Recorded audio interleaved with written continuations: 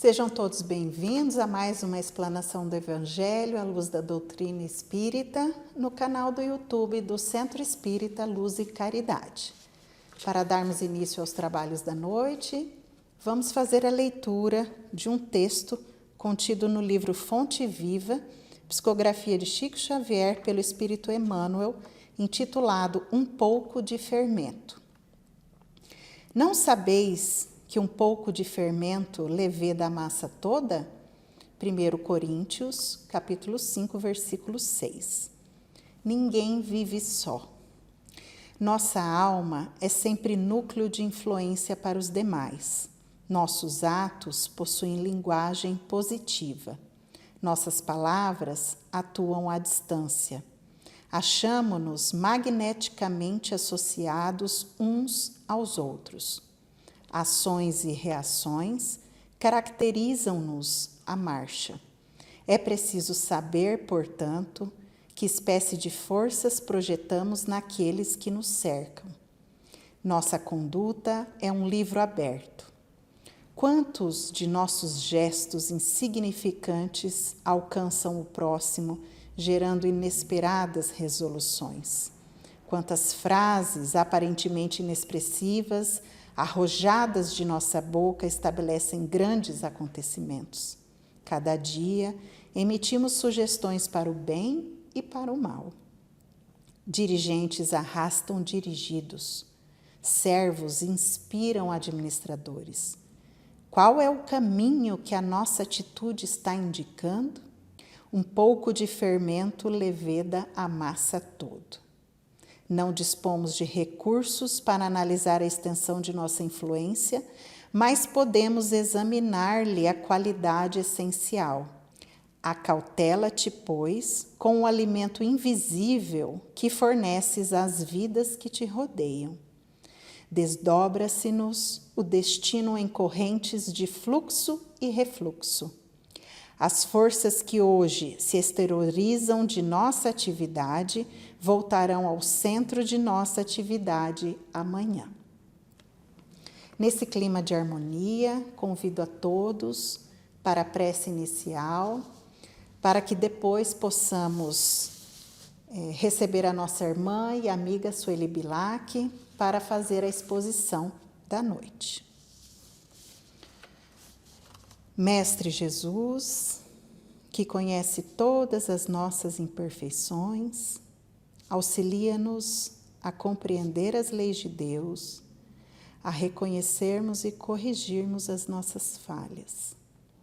Faça-nos entender o seu Evangelho de luz e nos ensina a aplicá-lo em nosso dia a dia. Rogamos à equipe espiritual que nos auxilia no trabalho de hoje, que inspire a expositora da noite, nossa irmã Sueli Bilac, a transmitir os ensinamentos de luz do Mestre Jesus. A Deus, nosso Senhor, rogamos que nos abençoe hoje e sempre, que assim seja.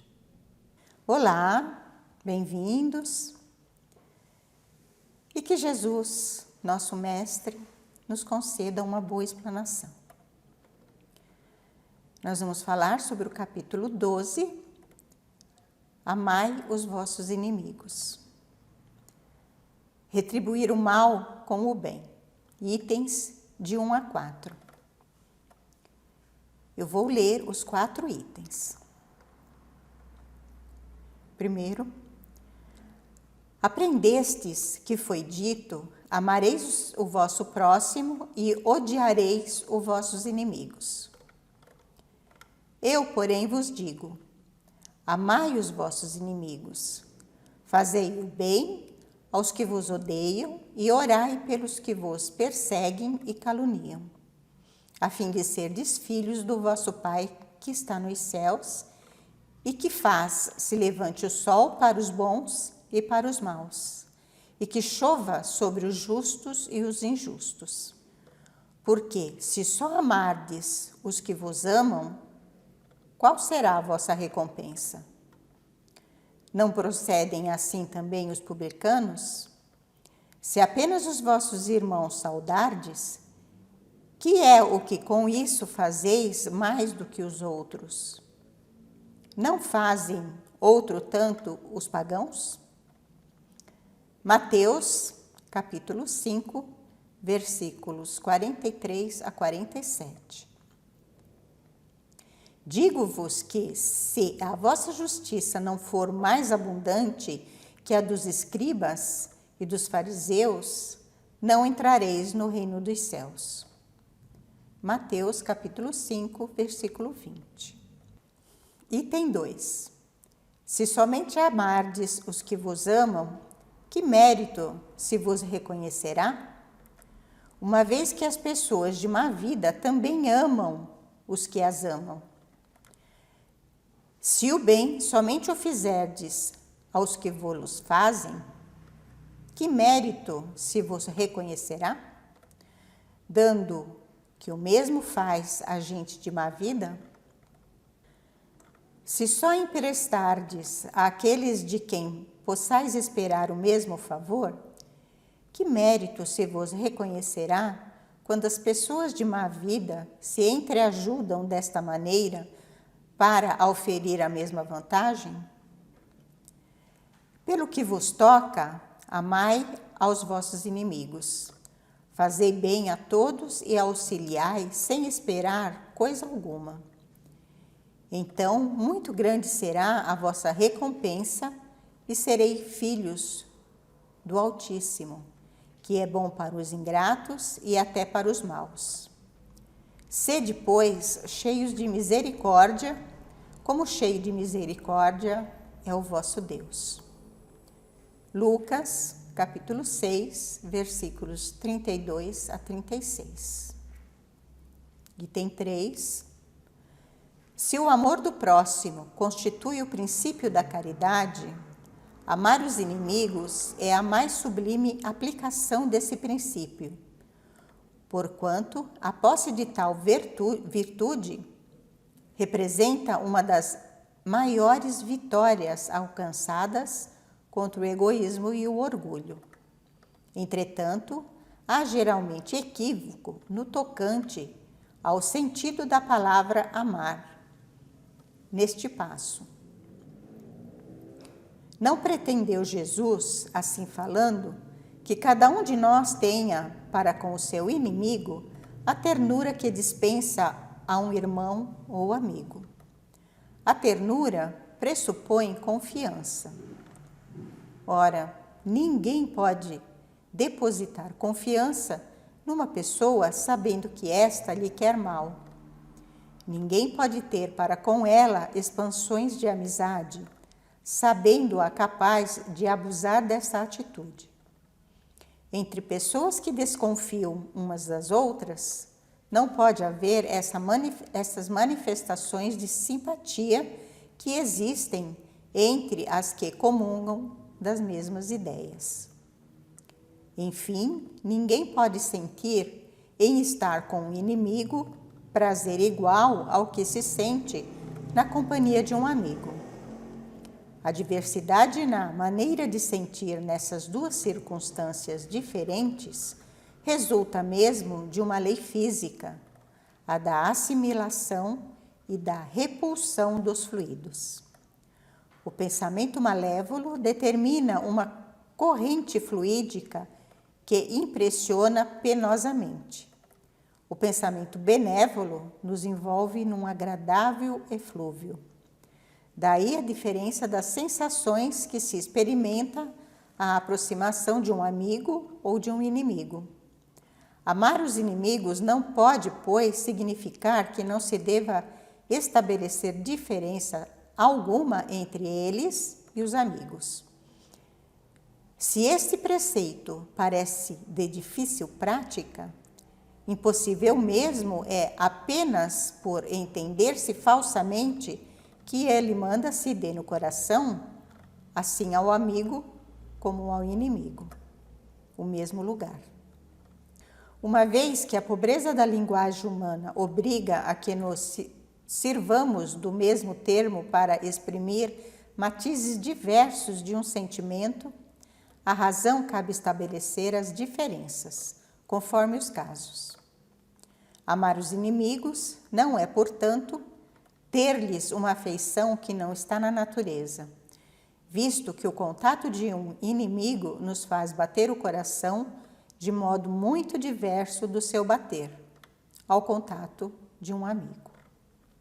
Amar os inimigos é não lhes guardar ódio, nem rancor, nem desejo de vingança. É perdoar-lhes sem pensamento oculto e sem condições o mal que nos causem. É não pôr nenhum obstáculo à reconciliação com eles. É desejar-lhes o bem e não o mal. É experimentar júbilo em vez de pesar com o bem que lhes advenha. É socorrê-los apresentando-se ocasião. É abster-se, quer por palavras, quer por atos, de tudo o que possa prejudicar. É finalmente retribuir-lhes sempre o mal com o bem, sem a intenção de os humilhar. Quem assim procede, preenche as condições do mandamento. Amai os vossos inimigos.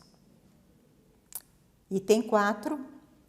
Amar os inimigos é para o incrédulo um contrassenso. Aquele para quem a vida presente é tudo, vê no seu inimigo um ser nocivo, que lhe perturba o repouso e do qual unicamente a morte, pensa ele, o pode livrar. Daí o desejo de vingar-se. Nenhum interesse tem em perdoar, senão para satisfazer o seu orgulho perante o mundo. Em certos casos, perdoar-lhe parece mesmo uma fraqueza indigna de si. Se não se vingar, nem por isso deixará de conservar rancor e um secreto desejo de mal para o outro. Para o crente e, sobretudo, para o espírita, muito diversa é a maneira de ver, porque suas vistas se lançam sobre o passado e sobre o futuro, entre os quais a vida atual não passa de um simples ponto. Sabe ele que, pela mesma destinação da terra, deve esperar topar aí com homens maus e perversos, que as maldades com que se defronta fazem parte das provas que lhe cumpre suportar, e o elevado ponto de vista em que se coloca lhe torna menos amargas as vicissitudes, quer advenham dos homens, quer das coisas. Se não se queixa das provas, tampouco deve queixar-se dos que lhe servem de instrumento. Se em vez de se queixar, agradece a Deus o experimentá-lo, deve também agradecer a mão que lhe dá ensejo de demonstrar a sua paciência e a sua resignação. Esta ideia o dispõe naturalmente ao perdão. Sente, além disso, que quanto mais generoso for, tanto mais se engrandece aos seus próprios olhos e se põe fora do alcance dos dardos dos inimigos. O homem que no mundo ocupa elevada posição não se julga ofendido com os insultos daquele a quem considera seu inferior. O mesmo se dá com o que, no mundo moral, se eleva acima da humanidade material. Este compreende que o ódio e o rancor o alvitariam e rebaixariam. Ora, para ser superior ao seu adversário, preciso é que tenha a alma maior, mais nobre, mais generosa do que a desse último. Na primeira revelação feita por Moisés, uma das leis era amar ao próximo e odiar ao inimigo.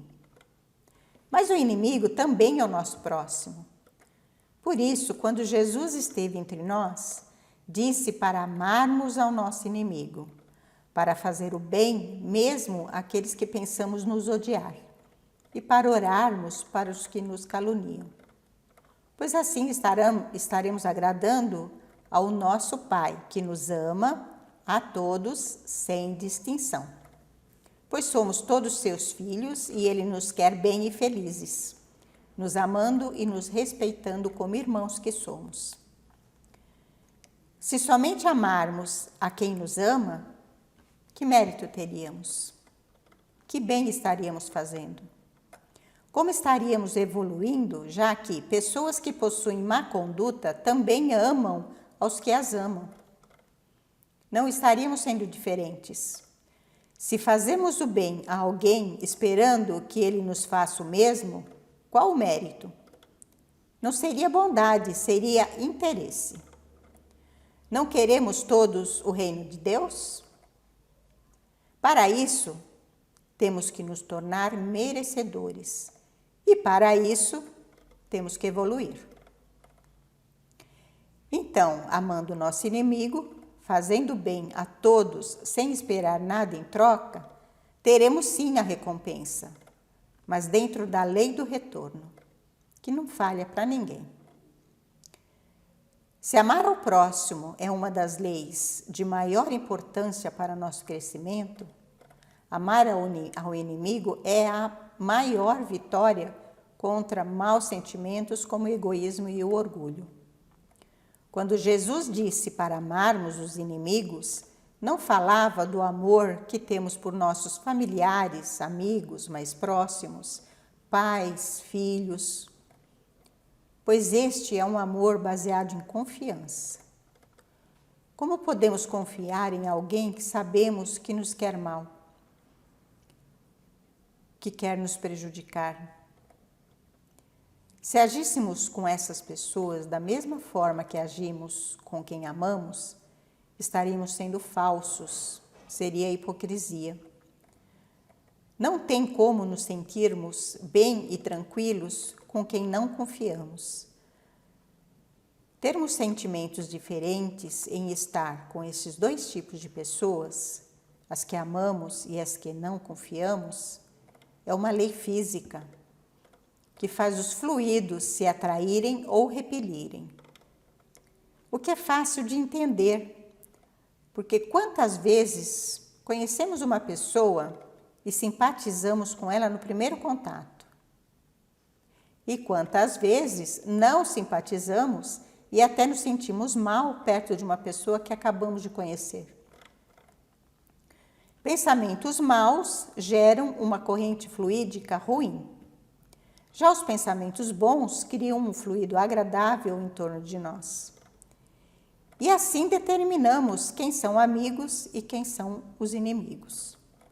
Por isso, não podemos amar igualmente aos amigos e aos inimigos. É a razão que determina essas diferenças. Amar um inimigo é não ter por ele sentimento de ódio, de rancor, nem de vingança. É perdoar o mal que ele nos fez sinceramente. Não nos negarmos a uma reconciliação, é desejar-lhes o bem, ficar feliz com o que de bom possa lhe acontecer e ajudá-lo caso seja necessário.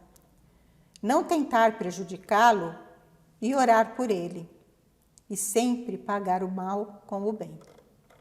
A pessoa que não acredita na vida eterna, que pensa só haver esta vida, acha um absurdo amar um inimigo. Vê nele um perigo, pensa que somente a morte dele pode livrá-lo do problema. Pensa em vingança, é impossível perdoar. Seria uma fraqueza e, mesmo não se vingando, não consegue se livrar do sentimento de rancor e deseja que tudo de mal lhe aconteça. O espírita, porém, tem uma visão diferente, porque sabe que esta repulsa pode vir de vidas passadas, desentendimentos que os fizeram voltar a conviver nesta vida e que devem ser resolvidos para o bem de todos, que estamos nesse planeta para nossa elevação espiritual, para crescermos como espíritos que somos e que vamos encontrar em nossa caminhada maldade e perversidade, que fazem parte das provas que temos que enfrentar para o nosso aprendizado. E dependendo de como vemos essas provas, elas serão mais ou menos difíceis. Quando entendermos que nada é por acaso e que tudo é para o nosso bem, e ao invés de nos queixarmos, agradecermos ao Criador pela oportunidade, nosso sofrimento será bem menor. Assim será mais fácil também perdoar aos que nos ferem. Vamos perceber também que quanto mais nos esforçamos no bem, mais nos sentimos pessoas melhores e nos afastamos da maldade dos inimigos. Quanto mais nos elevamos moralmente, menos valor damos às ofensas, pois entendemos que o rancor nos rebaixa. Parece bastante difícil chegar neste grau de elevação, onde retribuir o mal com o bem deve ser um ato natural, que faremos sem maiores dificuldades, né? Vamos ver então um exemplo bem conhecido por quase todos.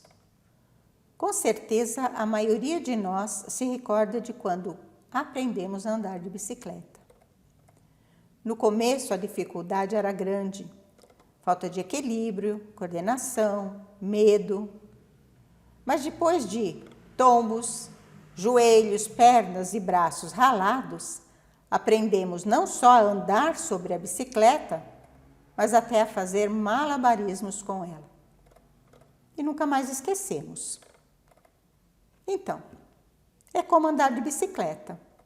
No começo, perdoar ofensas, amar quem nos ofendeu, orar por ele, retribuir o mal com o bem, é muito penoso. Nosso orgulho nos impede de ver de forma natural esta atitude. Mas, com o tempo, com o exercício no bem, no perdão, sendo humildes e generosos, vamos nos acostumando de tal forma que já não conseguiremos mais entender atitudes diferentes. Não sentiremos mais que estamos nos rebaixando. Faremos porque seremos assim. Não conseguiremos mais ter rancor, querer o mal de nenhum semelhante. Tudo depende do nosso esforço pessoal. Cada um de nós tem o seu próprio tempo, de acordo com a própria força de vontade. Mas todos chegaremos ao objetivo final. Eu não vejo a hora. Gratos e até a próxima explanação. Somos gratos à nossa irmã Sueli Bilac pela explanação e convidamos todos para a prece final, rogando a Deus que nos mostre o caminho da persistência para evitarmos o desânimo. Rogando a Deus que nos mostre o caminho da caridade para evitarmos o egoísmo. Rogando a Deus que nos auxilie a sermos merecedores do seu amor e que esteja conosco hoje e sempre. Que assim seja.